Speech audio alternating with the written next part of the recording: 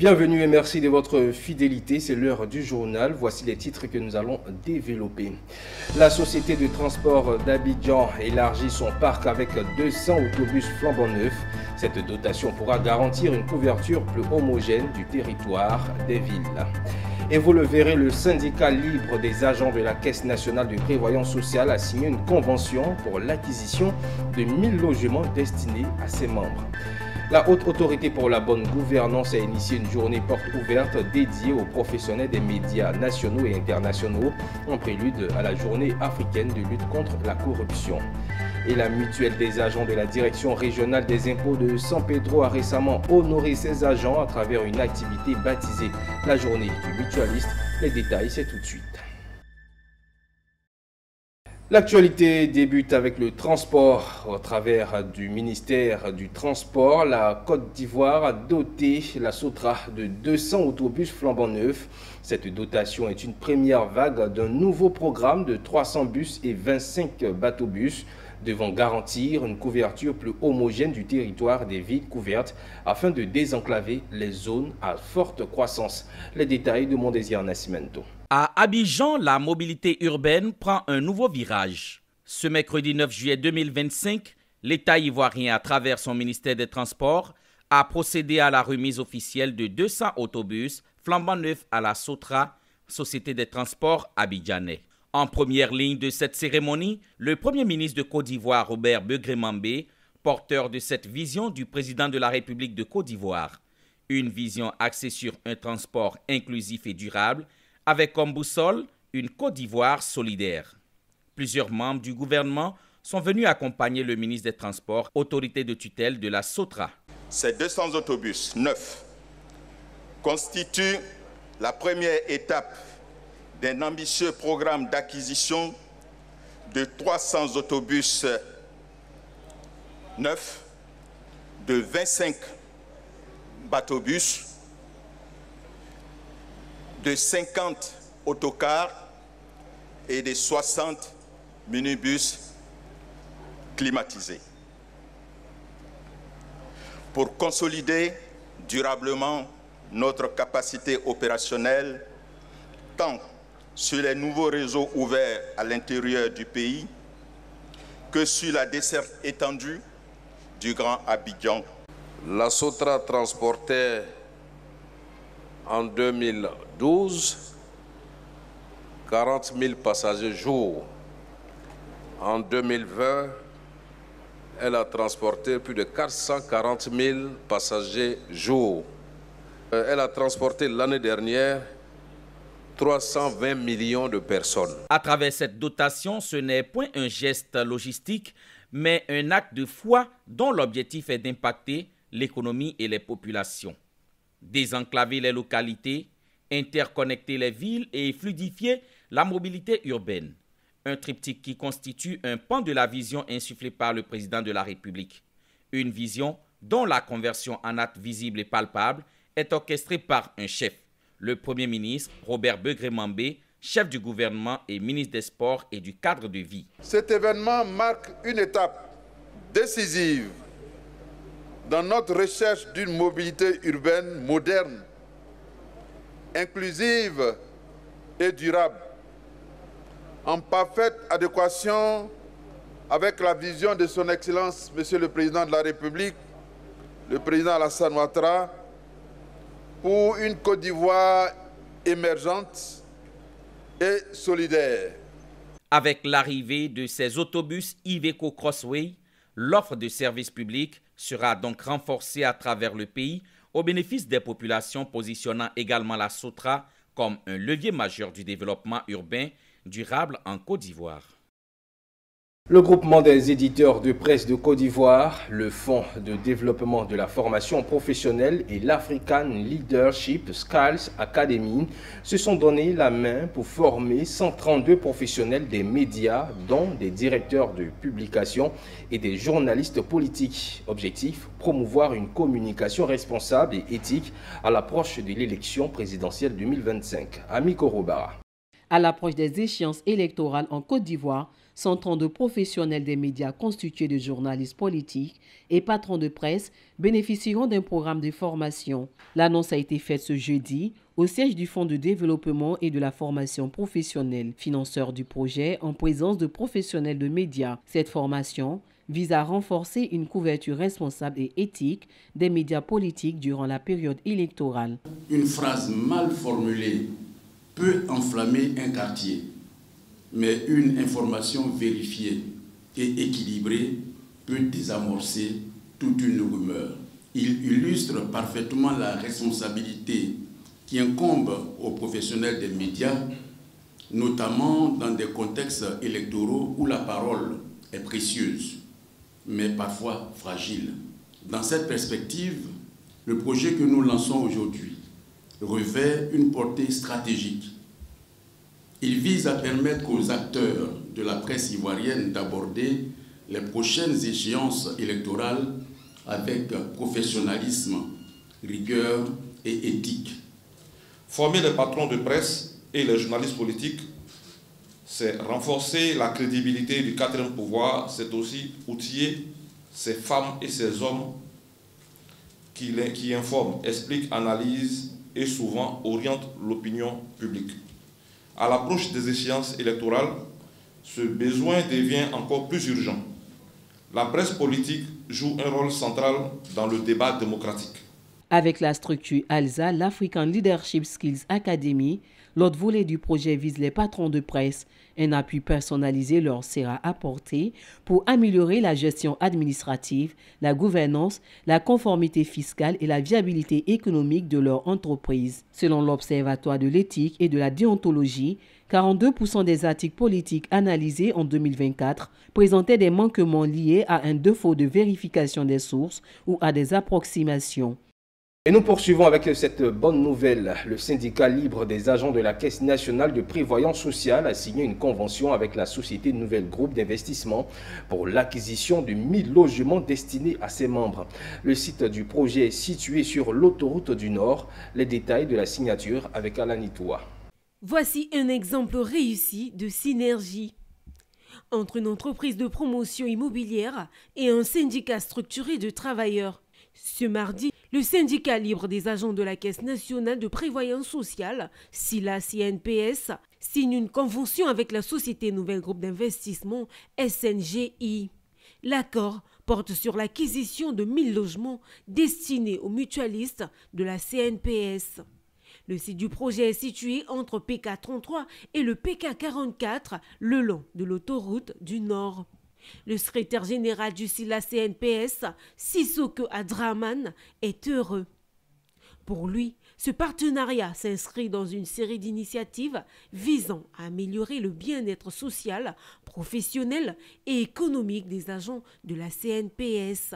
Un agent, un toit.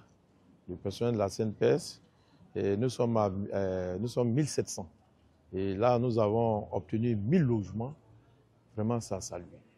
Parce que là, notre directeur général de la CNPS, là, il est en train d'aller au-delà de tout ça, puisqu'il voulait 60 000 logements pour les assurés sociaux, voilà, les travailleurs du Côte d'Ivoire. La construction de 1000 logements sociaux et économiques, la société Nouvelle Groupe d'investissement en a l'expérience, rassure le président-directeur général de la SNGI, Koné Mohamed. Aujourd'hui, ceux qui sont concrets en Côte d'Ivoire aujourd'hui par les mutualistes, vraiment à féliciter. Le DG de CNPS, vraiment, il suit ça de près à ce syndic pour que tous ces collaborateurs n'ont qu'à avoir des logements fiables. Le projet bénéficie du soutien du ministère de la Construction, du Logement et de l'Urbanisme. Cette cérémonie de signature a une importance particulière. Parce qu'elle va dans le sens des actions que l'État entreprend aujourd'hui sous l'impulsion du chef de l'État, son Excellence M. Alassane Ouattara, et du Premier ministre, pour faire en sorte que le logement aujourd'hui soit une réalité pour nos populations. Il est bon de souligner que les mutualistes de la CNPS ont saisi l'occasion pour exprimer leur gratitude envers le directeur de la CNPS, Denis Charles Kwasi, pour son soutien déterminant à la réalisation de ce projet. En prélude à la journée africaine de lutte contre la corruption, commémorée chaque 11 juillet, la Haute Autorité pour la bonne gouvernance a initié une journée porte ouverte dédiée aux professionnels des médias nationaux et internationaux. Sous la supervision de son président, les différents directeurs techniques et opérationnels ont présenté aux journalistes leurs activités et leurs missions. Philippe Zabo, notre reporter, a pris part à cette journée d'immersion qui s'est déroulée le mercredi 9 juillet. Placée sous l'autorité de son président, la journée d'immersion des journalistes à la HABG visait à découvrir l'institution de l'intérieur. L'objectif était de mieux connaître ses missions et ses prérogatives. Cette initiative s'inscrit dans la volonté de la HABG de renforcer la culture de la transparence, de la responsabilité publique et du dialogue avec les médias, comme voulu par son président. Cette rencontre, nous l'avons voulu ouverte. Nous l'avons voulu sincère, nous l'avons voulu interactive. Cette rencontre s'inscrit dans une dynamique d'engagement citoyen et de redevabilité publique, au cœur même de la mission de la Haute Autorité pour la bonne gouvernance. Elle marque notre volonté de renforcer le lien de confiance entre notre institution et le relais d'opinion que vous êtes, dans un esprit de partenariat et un partenariat qui se veut constructif. Deux points forts ont marqué la cérémonie. Le premier, la présentation du nouveau logo de la HABG, symbolisant une gouvernance moderne et inclusive. Ensuite, 9 directeurs techniques et opérationnels ont pris la parole. Chacun a présenté sa direction et ses missions. La Haute Autorité pour la bonne gouvernance est l'agence spécialisée de lutter contre la corruption et les infractions assimilées en Côte d'Ivoire. La HABG, c'est 8 directions métiers qui sont les directions opérationnelles, qui sont sous la responsabilité du secrétaire général que je suis, qui travaillons jour et nuit pour pouvoir régler les questions de corruption en Côte d'Ivoire. Alors pour déclarer son patrimoine, il faut d'abord dire que la loi a identifié les personnalités qui sont assujetties à cette obligation. C'est la Constitution à son article 41, met à la charge des hautes personnalités et des personnes impliquées dans la gestion des ressources publiques, ainsi que les personnalités élues et les magistrats du système judiciaire, l'obligation de déclarer leur patrimoine en début de fonction et en fin de fonction. La cérémonie a pris fin par un discours du président lu par Emmanuel Assis, membre de l'institution. Ce dernier a exhorté les journalistes à venir chercher les informations à la source. Parlons local à présent. La 7e session ordinaire du comité conjoint de coordination du projet de promotion de riz local en Côte d'Ivoire, dénommé Profil 2, s'est tenue récemment. Cette session a permis d'établir le bilan des activités réalisées pour l'année 2025 et de mettre en lumière l'importance du projet dans le développement d'une chaîne d'approvisionnement en riz rentable et risque gérable. Le reportage est signé Michel Brou. La 7e session ordinaire du projet de promotion de riz local en Côte d'Ivoire s'est révélée cruciale pour l'ensemble des membres et plancher sur les résultats obtenus. Dans sa phase initiale, ce projet vient renforcer la production nationale de riz et de garantir la sécurité alimentaire en Côte d'Ivoire. Au cours de cette session, les membres du comité ont passé en revue les différentes initiatives mises en place, notamment l'amélioration des techniques de culture, le soutien aux agriculteurs et la mise en place de partenariats avec les acteurs privés. Ces efforts ont permis d'accroître la productivité des rizières et d'améliorer la qualité du riz produit. Je suis très satisfait en tant que directeur général en charge des questions du riz, très satisfait de ce que le projet a pu apporter en termes d'innovation, mais aussi pour les acteurs directs qui ont été impliqués dans ce projet, ça a amélioré leur quotidien. En termes de plateau technique, ça a amélioré leur quotidien en termes de rendement. Vous avez pu constater que quand même, ils ont pu créer autour d'eux un petit maillon de producteurs sémenciers qui aujourd'hui, bien sûr, vivent de leur art. Le projet nous a soutenus très fortement et nous a amélioré cela, parce que ça n'existait pas. Donc ils ont vu que nous mettions ça en place, ils sont arrivés, nous ont apporté des équipements et puis ensemble, on voit tous les éléments qu'il faut pour que ça puisse marcher. Ensuite, au niveau du crédit agricole, à ce niveau, le président nous a apporté beaucoup. Ce n'est pas seulement en augmentation de production, mais amélioration de la qualité, ça c'est assez important. Bon, donc, pour promouvoir des consommations de lait local, lait national en Côte d'Ivoire. Cette session a permis d'établir le bilan des réalisations de l'année 2025, mais a aussi posé les bases pour les actions futures.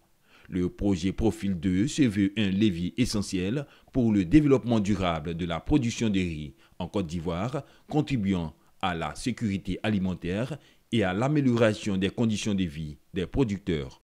Et restons toujours dans l'alimentation. En Côte d'Ivoire, les jeunes veulent peser dans la balance nutritionnelle. Le réseau des organisations de jeunesse en nutrition et alimentation durable, appuyé par ses partenaires dont l'UNICEF, a célébré leur engagement à travers une initiative baptisée Éclat Nutrition. Thème central, jeunesse nourricière, innover et agir pour un avenir sain et durable. Le commentaire de Konina Nourgo. Ils veulent nourrir le changement. Créé en 2022, le réseau des organisations de jeunesse en nutrition et alimentation durable, ROJNATCI, fédère les jeunes pour une meilleure alimentation en Côte d'Ivoire. Le vendredi 27 juin 2025 à Bingerville, ils étaient en vitrine lors de l'événement Éclat Nutrition, soutenu par plusieurs partenaires comme le Programme national de nutrition, l'UNICEF et Expertise France. L'UNICEF considère la jeunesse comme un partenaire essentiel dans la lutte contre la malnutrition.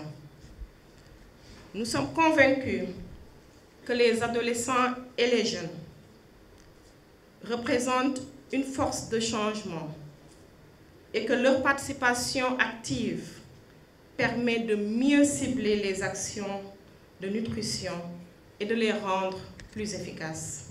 La lutte contre la malnutrition aujourd'hui a besoin de l'engagement de tous. Et nous voulons mettre au cœur de notre stratégie donc l'engagement des jeunes. À la tête du réseau, Yotio Ange Michel rappelle que cet engagement est plus qu'un choix. Occasion également de dresser le bilan des activités du réseau. Alors, de 2022 à 2025, c'est un parcours enrichissant. Nous partons de cette organisation la tête haute parce que l'un des défis, c'était d'abord de faire comprendre aux jeunes qu'ils ont intérêt à s'engager pour la nutrition. Donc 5000 jeunes se sont engagés. C'est un premier progrès. Ensuite, élaborer un plan stratégique 2023-2025, c'est aussi un autre progrès. Exprimer le besoin de réformer le plan multisectoriel de la nutrition aussi, qui a été adopté en Conseil des ministres, c'est aussi un progrès. Et une autre chose, c'est de participer à des activités internationales comme le N4J. Ça aussi, c'est quelque chose d'assez significatif. Organisé autour du thème « Jeunesse nourricière, innover et agir pour un avenir sain et durable », cet éclat nutrition, vitrine de l'engagement des jeunes en matière de nutrition, a été marqué par le lancement du Forum national de la jeunesse sur la nutrition et l'initiative Fix My Food pour sensibiliser sur la saine alimentation. L'organisation des parents d'élèves et étudiants de Côte d'Ivoire veut se donner un souffle nouveau. Pour ce faire, elle a décidé de redynamiser ses bases pour parler d'une seule voix face aux problèmes de l'école ivoirienne. Elle a investi 4 nouveaux secrétaires de section appartenant tous à la direction régionale de l'éducation nationale d'Abidjan. C'est un reportage signé Philippe Zabo. C'est fait. L'OPECI a pourvu les 4 drainats de la capitale économique de la Côte d'Ivoire en secrétaire de section, 2 hommes et 2 femmes, en vue de mieux couvrir la Côte d'Ivoire et parler d'une seule voix face aux problèmes de l'école ivoirienne que sont manque d'infrastructures, drogue, alcoolisme et violence, entre autres. Nous sommes dans un processus de redynamisation de ces bases et nous allons vraiment combler les 41 draines dont regorge le ministère de l'Éducation nationale à travers la Côte d'Ivoire. Rien que cette année, on a déclaré plus de 4000 grossesses en cours de scolarité. Donc, lutter contre cela, la violence, l'excès, l'abus de la drogue à outrance aujourd'hui, la drogue qui circule dans toutes les écoles et universités de Côte d'Ivoire. C'est un défi majeur qu'il faut relever. Les nombreux invités ont pris fait et cause pour l'OPECI. Vous savez que l'école est le fondement de toute la société. On ne peut pas parler de développement sans parler d'école. Et les parents d'élèves, d'étudiants jouent un rôle important parce que la formation commence à la maison, l'éducation de base à la maison. Donc le CESEG et son président ont été honorés d'être associés à cette rencontre. Et nous avons évidemment été heureux qu'il y ait une organisation des parents d'élèves qui va accompagner tout ce que le gouvernement fait comme effort. Et je voudrais vraiment féliciter le président Aka. Je voudrais d'abord dire merci au président de l'OPCI, car chez nous à CA-Trans, on a toujours voulu associer notre image à l'excellence. Et la cérémonie que nous avons tenue aujourd'hui, ça rentre dans le cadre de la promotion de l'excellence. Car nous savons tous que l'éducation est à la base de tout. L'OPCI existe depuis 1992. Il joue le rôle de transition entre élèves, étudiants et les gouvernants. L'interafricaine de communication et de sondage a procédé le vendredi dernier à la remise de son prix spécial panafricain 2024-2025 du meilleur administrateur des services financiers de l'État de Côte d'Ivoire. Cette 14e édition a consacré une dame, Hortense Da, payeur général des institutions. Elle reçoit cette distinction du prix ICS pour sa gestion exemplaire alliant rigueur, transparence et engagement au service public, nous dit Pierre Tebeu. La Côte d'Ivoire peut être fière de ses filles. La lauréate du prix ICS de ce jour est une chevronnée de l'administration ivoirienne, Hortense Giselda, une dame effacée dans sa vie de mère et très respectueuse des fonctions occupées, celle de l'administrateur des services financiers de l'État ivoirien, payeur général des institutions. Le leadership féminin n'est pas une faveur ni une exception, soit dit en passant, et la récipiendaire challenge bien les hommes dans le domaine de la finance. Aujourd'hui, devant les collègues, amis, les invités et parents, elle est célébrée et les projecteurs de ICS l'ont mise à la lumière. Vu l'importance de cette fonction, il est donc recommandé qu'elle soit confiée à un administrateur chevronné qui lie compétence et rigueur et probité. C'est pourquoi la nomination du payeur général des institutions est faite par décret pris en Conseil des ministres sur proposition du ministre de l'Économie et des Finances. C'est la personne qui occupe ce poste stratégique qui reçoit aujourd'hui le prix spécial panafricain ICS du meilleur administrateur des services financiers de l'État de Côte d'Ivoire.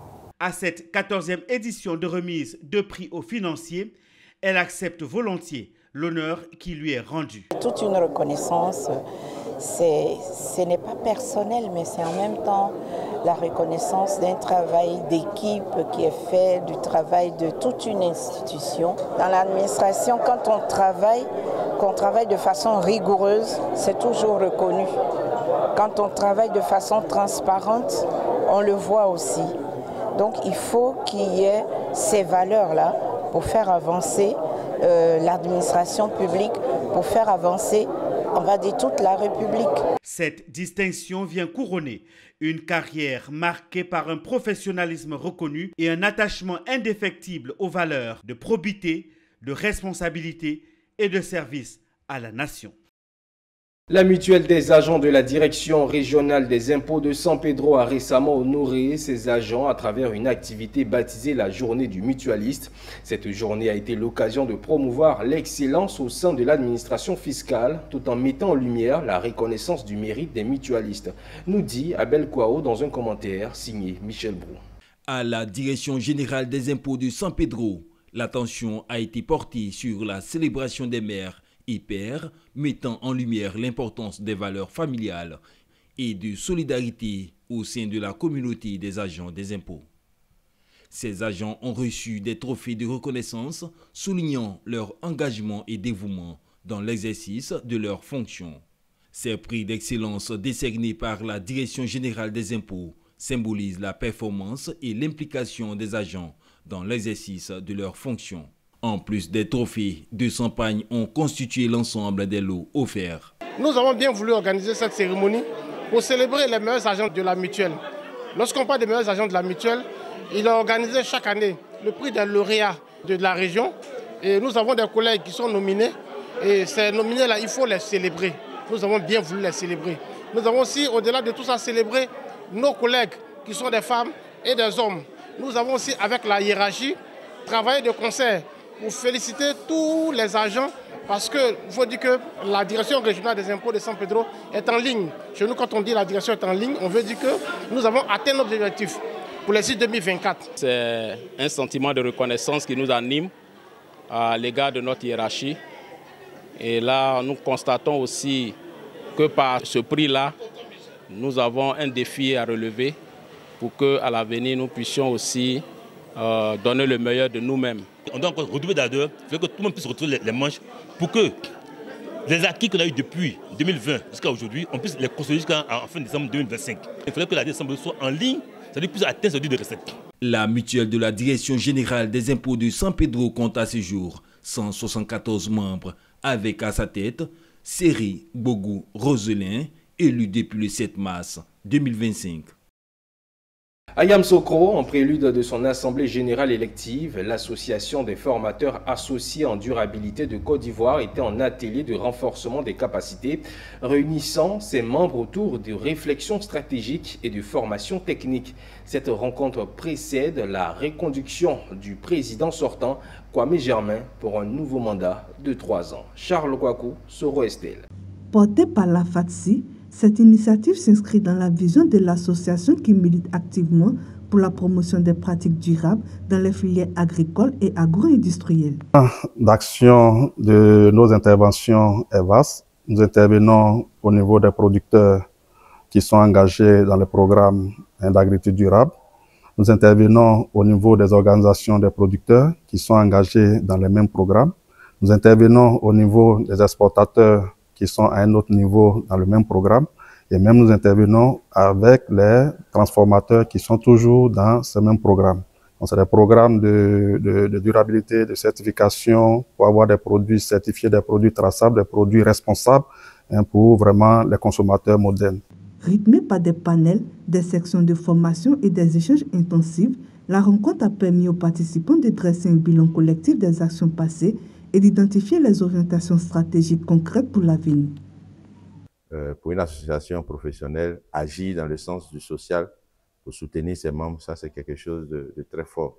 Et c'est des éléments essentiels que nous voulons porter à la nouvelle vision que nous avons de notre association. Une association professionnelle, certes, mais une association qui valorise l'homme. À l'issue des travaux, un appel a été lancé à l'endroit de tous les professionnels de la coopération afin qu'ils puissent rejoindre la FATSI et contribuer à l'essor d'une agriculture ivoirienne résolument tournée vers la durabilité. Je ne peux pas encore dire à l'association, nous avons toujours la main tendue, c'est la grande famille des formateurs.